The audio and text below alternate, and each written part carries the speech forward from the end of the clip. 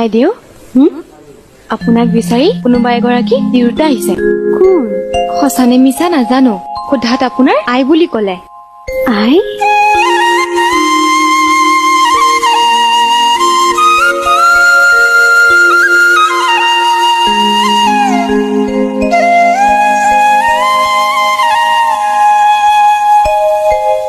আই?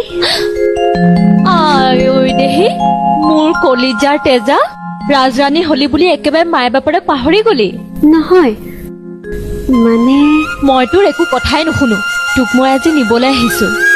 তোৰ অবিহনে ঘৰখন একেবাৰে খালী হৈ পৰিছে অ। তোলাইও মন মাৰি বহি থাকে আৰু বাপেৰেতো খোৱা লোৱাই কৰিব নোৱাৰা হৈছে। বলাই তই এবাৰ ঘৰলৈ বল। কিন্তু মহাৰাজে বা কি কয়? যোৱা বাৰু। কালিলৈ মই দোলা পঠিয়াই দিম, উভতি আহিবা। মহাৰাজ আপুনি দয়াৰ সাগৰ।